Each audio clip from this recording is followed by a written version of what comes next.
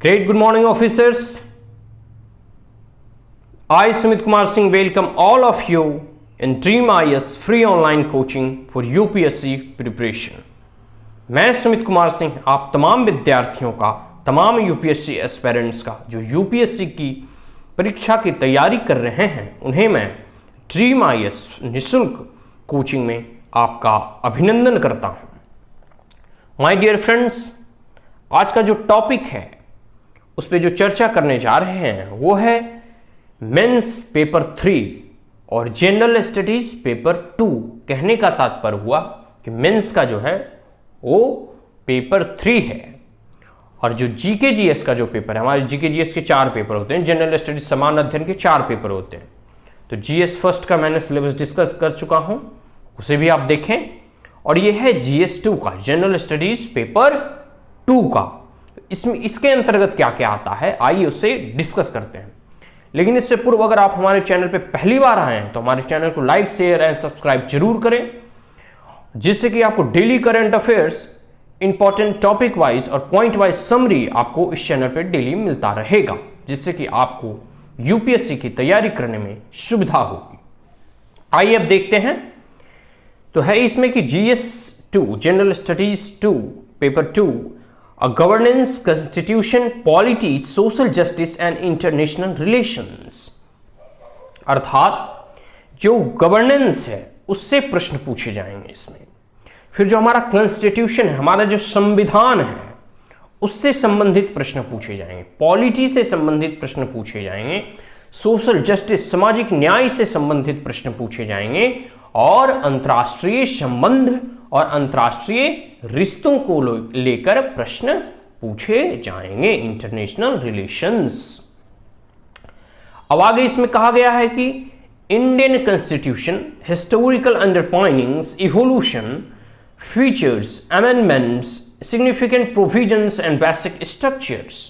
कहने का मतलब ये हुआ कि जो भारतीय संविधान है उसका हिस्टोरिकल अंडरपाइनिंग मतलब हिस्टोरिकली और वो किस प्रकार से डेवलप्ड हुआ, किस प्रकार से वो इवॉल्व हुआ, मतलब उसका किस प्रकार से विकास होता है। तो ये जानते ही हैं कि अंग्रेजों के जमानों से कई अमेंडमेंट आते गए और हमारा संविधान बनता गया। फिर जब कॉन्स्टिट्यूशनल जो कमिटी बैठी इंडिपेंडेंस के बाद, उन्होंने भी बहुत बड़ा योगदान दिया। तो जो भी हिस्टोरिकल अंडरपाइनिंग है, जो भी मतलब अतीत से चला आ रहा विकास है, उस पर हमें ध्यान देना है, इसके इवोल्यूशन पे ध्यान देना है, ये किस प्रकार आगे बढ़ता है, किस प्रकार ये विकसित करता है, और इसके फीचर्स, इसके कैरेक्टरिस्टिक्स मतलब इसके क्या क्या गुण हैं, क्या क्या इसके चरित्र हैं हमारे भारतीय संविधान का, उन पे ध्यान देना है। और अमेंडमेंट्स वगैरह अर्थात संशोधन, अब तक के कौन कौन से संशोधन हुए हैं इतने वर्षों में, आज़ादी के इतने सालों में, उस पर ध्यान देना। सिग्निफिकेंट प्रोविजंस, इसका कौन कौन से ड्यूल है, कौन कौन से इंपॉर्टेंट आर्टिकल हैं, उन सब चीज़ों पे ध्यान देना है। और बेसिक स्ट्रक्चर, इसका स्ट्रक्चर कैसा है, उन सब चीज़ों पे भी विशेष ध्यान देना है। उन सब संबंधित प्रश्न पूछे जाते हैं जीएस पेपर 2 में। आगे कहता है कि function and responsibilities of the union and the states, issues and challenges pertaining to the federal structure, devolution of powers and finances up to local levels and challenges therein. जो हमारा functions और दायित्व अर्थात जो कार्य और दायित्व हैं यूनियन का अर्थात केंद्र सरकार का, और स्टेट का मतलब राज्य सरकार का। पता ही आपको भारत में बहुत राज्य हैं, बहुत यूनियन टेरिटरीज हैं और एक केंद्र है। तो केंद्र का क्या क्या दायित्व है, केंद्र के क्या क्या कार्य हैं, क्या क्या फंक्शंस हैं, और राज्य के क्या क्या दायित्व और कार्य हैं, उनसे प्रश्न पूछे जाते हैं। और issues and challenging to pertaining to the federalism कह सकते हैं, संघवाद। जो फेडरलिज्म है, किस प्रकार से फेडरलिज्म को लेकर बीच बीच में मनमुटाव होते रहते हैं, जैसे केंद्र और राज्य सरकार के बीच में कुछ खटपट हो गया या फिर कुछ भी, तो उसमें कहा जाता है संघवाद में क्या क्या चुनौतियां हैं, संघवाद से संबंधित क्या क्या चैलेंजेज हैं, उस पर विशेष ध्यान देना है। अब इसमें कहा गया डिवोल्यूशन ऑफ पावर। एक तो होता है पावर का केंद्रीयकरण, केंद्रीयकरण के मतलब जो कहते हैं कि सत्ता केंद्र के अधीन रहता है, और एक है डिवोल्यूशन ऑफ पावर, मतलब विकेंद्रीयकरण, सत्ता और शक्ति का विकेंद्रीयकरण। तो शक्ति का विकेंद्रीयकरण क्या मतलब, कह सकते हैं कि केंद्र के पास कुछ पावर्स हैं, फिर उन्होंने अपने कुछ पावर्स राज्य सरकारों को दिए, फिर राज्य सरकार ने अपने कुछ पावर लोकल बॉडीज को दिए, जो कि जैसे म्यूनिसिपल हो गया, पंचायती राज हो गया। तो विकेंद्रीकरण ऑफ सत्ता, या फिर कह सकते हैं कि सत्ता का विकेंद्रीकरण, शक्ति का विकेंद्रीकरण। तो ये ही है, इससे संबंधित क्या क्या चैलेंजेज हैं, और जो है लोकल लेवल का जो फिनांस है, मतलब लोकल लेवल में जो जैसे आज भी पंचायती राज म्यूनिसिपल कॉर्पोरेशन हो गया, तो इसका जो फाइनेंशियली है बैकअप, ये उतना सुदृढ़ नहीं है जितना कि केंद्र और स्टेट गवर्नमेंट का है। तो ये सभी जो चैलेंजेस वगैरह हैं, फाइनेंशियल चैलेंजेस हैं, और इससे क्या क्या जुड़ी हुई चुनौतियां हैं, उन पे भी ध्यान देना है। Now, separation of power between various organs, dispute, traditional mechanisms and institutions। कहने का अर्थ यह हुआ कि जो सेपरेशन ऑफ पावर है, यानी कि हमारे देश में 3 ऑर्गन्स मुख्यतः हैं। एक है लेजिस्लेचर, एक्सिक्यूटिव और जुडिशरी। मतलब जो हमारा पहले तो है ये जो केंद्र में बैठी सरकार, जो लेजिस्लेचर है, जो संविधान में संशोधन वगैरह करती है पार्लियामेंट के थ्रू, उसका एक अलग ही सत्ता का केंद्र है। दूसरा है एक्सिक्यूटिव, जो भी नियम कानून बनते हैं उसे एक्सिक्यूट करते हैं, क्रियान्वयन में लाते हैं। और तीसरा है जुडिशरी, न्यायपालिका। तो इन तीनों के मध्य में क्या क्या डिस्प्यूट है, क्या क्या मतभेद है, और इन तीनों के मध्य में क्या क्या जो पावर्स हैं, शक्तियों का जो विभाजन है, वो भी देखा जाता है। और इंस्टीट्यूशंस कहने का मतलब है जितने भी संस्थाएं हैं, सरकारी संस्थाएं। अब आगे इसमें comparison of the Indian constitutional scheme with that of the other countries, मतलब जो भारत के जितने भी कॉन्स्टिट्यूशनल स्कीम्स वगैरह हैं, योजनाएं वगैरह हैं, जितने भी संविधान पद्धति योजनाएं हैं, उनको अन्य सभी देशों के साथ तुलनात्मक अध्ययन। अब आगे इसमें कहा गया है parliament and state legislature structure, functioning, conduct of businesses, powers and privileges and issues arising out of this. अर्थात जो हमारा पार्लियामेंट है और जो स्टेट लेजिस्लेचर है, अर्थात जो हमारा संविधान है, जो जहां से संविधान का निर्माण हुआ, पार्लियामेंट है जो हमारा संसद है, और स्टेट लेजिस्लेचर जो हमारा राज्य के विधान परिषद है, उनका स्ट्रक्चर क्या है और उसके कार्य क्या हैं, फंक्शंस क्या हैं, वो कौन कौन से कार्य करते हैं, कंडक्ट ऑफ बिजनेसेस क्या है, और उसके बाद उनके पावर्स, उनके शक्तियां उनके क्या क्या हैं, उनके प्रिविलेज क्या क्या हैं, और issues arising out of this, और उनसे संबंधित क्या क्या परेशानियां या क्या क्या इशूज जो हैं वो बीच बीच में उठते रहते हैं, उन सब चीजों के बारे में चर्चा करना है। अब आगे इसमें कहा गया structure, organisation and functioning of the executive and the judiciary, ministries and departments of the government, pressure groups and formal informal association and their role in the polity, silent features of the representation of people acts। कहने का मतलब है जो structure है, जो organisation है, और जो कार्य है एग्जीक्यूटिव का, जुडिशियरी का, मिनिस्ट्री डिपार्टमेंट, जैसे भारत देश में जो एक तो प्रधानमंत्री होते हैं, उसके अंतर्गत कई मिनिस्ट्री होते हैं, कई मंत्रीगण होते हैं, उस डिपार्टमेंट के क्या क्या कार्य हैं, उन सब चीज़ों के बारे में। फिर प्रेशर ग्रुप्स हो गया, फॉर्मल और इनफॉर्मल इंस्टीट्यूशन हो गया, संस्थाएं हो गया, एसोसिएशंस हो गए, समूह हो गए, उसके क्या क्या कार्य हैं राजनीति में और मानव जीवन में, वो देखना है। फिर silent feature of representation of people act, जो पीपुल्स के एक्ट हैं उसके जो साइलेंट फीचर्स हैं, उसके साइलेंट गुण हैं, जो चरित्र हैं, उस पर ध्यान देना है। फिर appointment of various constitutional post, powers, function, responsibilities of various constitutional bodies, statutory, regulatory and various quasi judicial bodies. कहने का मतलब है जो अपॉइंटमेंट वगैरह होता है, जैसे इलेक्शंस कमीशन का अपॉइंटमेंट हो गया, यूपीएससी सर्विस पब्लिक कमीशन का चेयरमैन का अपॉइंटमेंट हो गया, जुडिशरी का अपॉइंटमेंट, मतलब जितने भी कॉन्स्टिट्यूशनल पोस्ट पे अपॉइंटमेंट हो गया, जजेस के अपॉइंटमेंट हो गए, उनके फंक्शंस क्या क्या हैं, उनके कार्य क्या क्या हैं, उनके दायित्व क्या क्या हैं। तो जितने भी कॉन्स्टिट्यूशनल मतलब संविधान पद्धत जितने भी बॉडीज वगैरह हैं उनके कार्य पद्धति और उनके पावर्स वगैरह, उनके शक्तियां, उनके कार्य, उनके दायित्व, उनके जिम्मेदारियां के बारे में प्रश्न पूछे जाते हैं। और फिर है statutory, regulatory and various quasi judicial body, मतलब जितने भी स्टैट्यूटरी बॉडी हैं, रेगुलेटरी बॉडी हैं, जैसे ट्रिब्यूनल्स वगैरह हो गया, कोई जुडिशियल्स बॉडीज हो गए, और मतलब न्याय से संबंधित जितने भी बॉडीज वगैरह हैं, जुडिशरी वगैरह, उन सब वगैरह के बारे में प्रश्न पूछे जाते हैं कि इन सब वगैरह का रेगुलेशंस कैसा होता है, रेगुलेशन किस प्रकार से होते हैं, किन के अधीन होते हैं, इनका अपॉइंटमेंट कैसे होता है, इन सब चीज़ों के बारे में मतलब मूलतः प्रश्न पूछे जाते हैं। स्टैट्यूटरी बॉडी कहने का मतलब है जो स्थायी बॉडी होते हैं, उनके बारे में भी प्रश्न पूछे जाते हैं। तो ये सब जो मूलभूत चीज़ें हैं उन पे हमें विशेष ध्यान देना है। अपॉइंटमेंट वगैरह के बारे में विशेष ध्यान देना है कि कैसे कैसे अपॉइंटमेंट होता है, वेरियस जुडिशियल बॉडी, न्याय पालिका में किस प्रकार अपॉइंटमेंट होता है, स्टैट्यूटरी बॉडी में किस प्रकार अपॉइंटमेंट होता है, जो भी ट्रिब्यूनल्स वगैरह हैं उन सब चीज़ में कैसे अपॉइंटमेंट होता है। तो इन सब चीज़ों के बारे में प्रश्न पूछे जाते हैं। अब जैसे किन किन चीज़ों का अपॉइंटमेंट हुआ, तो ये करंट अफेयर न्यूज़ से रिलेटेड है, तो करंट अफेयर में आता है। ये पेपर बहुत ही डायनेमिक है, इसे आप स्टैटिक्स की तरह नहीं पढ़ सकते जैसे जीएस पेपर 1 है। इसमें आपको डेली अप टू डेट रहना होता है, क्योंकि इसमें विभिन्न कभी जैसे जुडिशरी का जजेस अपॉइंट हो रहे हैं, कभी कोई कमीशंस वगैरह का, फिनेंस कमीशन या फिर नीति आयोग या फिर जितने भी आयोग वगैरह हैं, उन सब चीज़ का जो अपॉइंटमेंट होता है उन सब चीज़ों पे विशेष ध्यान देना है।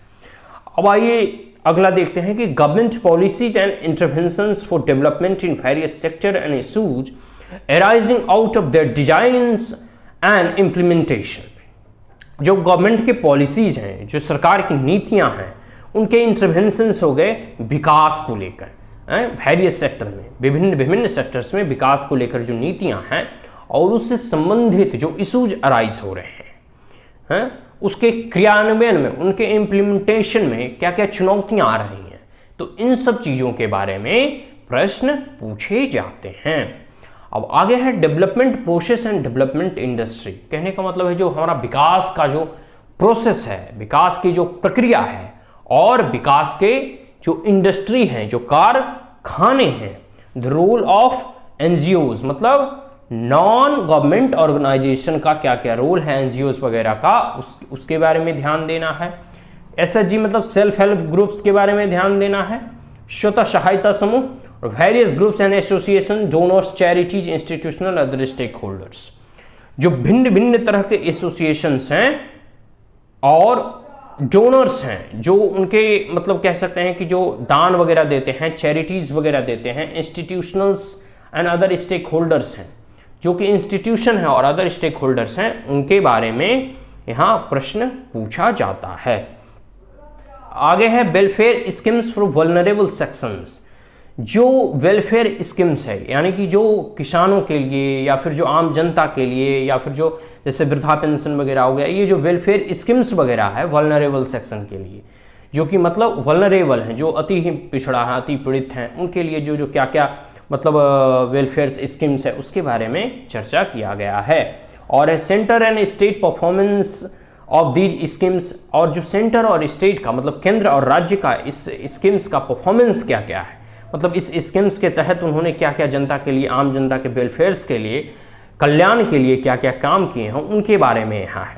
फिर mechanism, law, institution and bodies constitution for the protection and betterment of these vulnerable sections, अर्थात क्या क्या इसके मैकेनिज्म्स हैं, इसके क्या क्या कानून हैं, इसके इंस्टीट्यूशन संस्था क्या क्या हैं, फिर इसके लिए कौन कौन से संस्था गठित किए गए हैं, और प्रोटेक्शन एंड बेटरमेंट मतलब उसके प्रोटेक्शन के लिए, उसके बचाव के लिए और उसके अच्छे के लिए मतलब बेटरमेंट के लिए, वल्नरेबल सेक्शंस के लिए क्या क्या कार्य किए जा रहे हैं, क्या क्या कल्याणकारी योजनाएं लाए जा रहे हैं, उसके बारे में यहाँ चर्चा करने की आवश्यकता है। फिर issues relating to development and management of social sector services relating to health, education and human resources, जो इशूज हैं विकास को लेकर और मैनेजमेंट को लेकर, सोशल सेक्टर कह सकते हैं कि जो सामाजिक जो हमारा विभाग है उससे, और हेल्थ से लेकर मतलब स्वास्थ्य से लेकर, शिक्षा से लेकर, और ह्यूमन रिसोर्सेज मानव संसाधन से संबंधित जो भी इशूज उठ रहे हैं, जो उनके विकास में जो चैलेंजेज आ रहे हैं, उनके जो मैनेजमेंट में जो चैलेंजेज आ रहे हैं और जो इशूज उठ रहे हैं उनसे संबंधित प्रश्न पूछे जाते हैं। फिर issues relating to poverty and hunger, जितने भी इशूज हैं पॉवर्टी से रिलेटेड मतलब गरीबी से रिलेटेड और भूखमरी से लेकर हंगर, तो इन सब से गरीबी उन्मूलन या फिर जो कुपोषण वगैरह हो गया, मल न्यूट्रिशंस वगैरह हो गया, तो इन सब चीज़ों से प्रश्न पूछे जाते हैं। फिर important aspects of governance, transparency and accountability, e governance applications, models, successes, limitations and potential, citizen charters, transparency, accountability and institutional and other measures। जो important aspects of governance हैं, गवर्नेंस के बहुत सारे एस्पेक्ट्स हैं, उन पर ध्यान देना है। ट्रांसपेरेंसी अर्थात पारदर्शिता, और अकाउंटेबिलिटी मतलब जो है सरकार अकाउंटेबल है सिटीजन के प्रति। तो ई गवर्नेंस हो गया, मतलब अब आजकल लोग तो ई गवर्नेंस और माई गॉव वगैरह पे आप अपने व्यू पॉइंट ऑफ व्यू सरकार तक पहुंचा सकते हैं। सरकार ई गवर्नेंस इलेक्ट्रॉनिक के थ्रू आपसे कनेक्ट होती है, आपसे वार्तालाप करती है, कम्युनिकेट करती है, तो ई गवर्नेंस पे चर्चा होगा।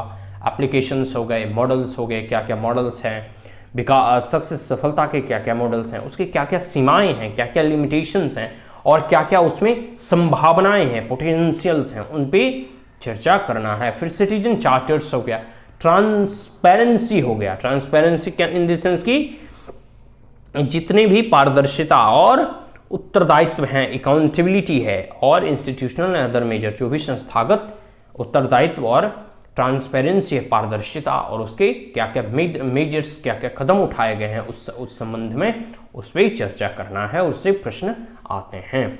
फिर rule of the civil services in a democracy, जो सिविल सर्विसेज जो आप ब्यूरोक्रेट्स बनने जा रहे हैं, आईएएस या आईपीएस जितने भी, इनका क्या क्या रोल है, क्या क्या योगदान है डेमोक्रेसी से संबंधित, अर्थात लोकतंत्र में इनका क्या क्या योगदान है, लोकतंत्र को किस प्रकार मजबूत करते हैं, सुदृढ़ करते हैं, उनसे संबंधित प्रश्न पूछे जाते हैं। India's and it's neighbour relation, Bharat और उसके पड़ोसी राज्यों के रिश्ते और संबंध, तो ये भी एक राजनीति और राजनीति शास्त्र का एक हिस्सा है, तो इनसे भी प्रश्न पूछे जाते हैं।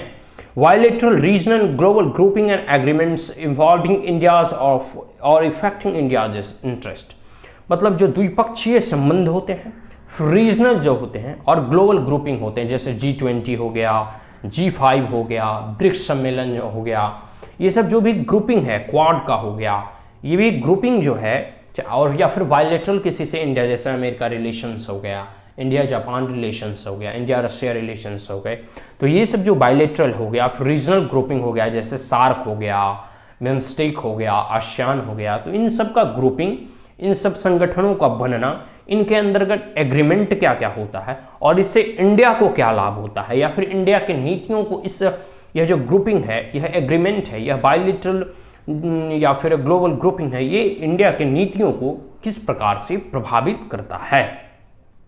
Effects of policies and politics of development and developing countries on India's interest and Indian diasporas, जो क्या क्या प्रभाव है पॉलिसीज का और पॉलिटिक्स राजनीति का जो डेवलप्ड कंट्री है डेवलपिंग कंट्री के ऊपर। जैसे India is a developing country, तो डेवलप्ड कंट्री के जो नीतियां हैं और उसके जो पॉलिसी और जो पॉलिटिक्स हैं वो डेवलपिंग कंट्रीज को प्रभावित करती है, इन्फ्लुएंस करती है, इफेक्ट करती है।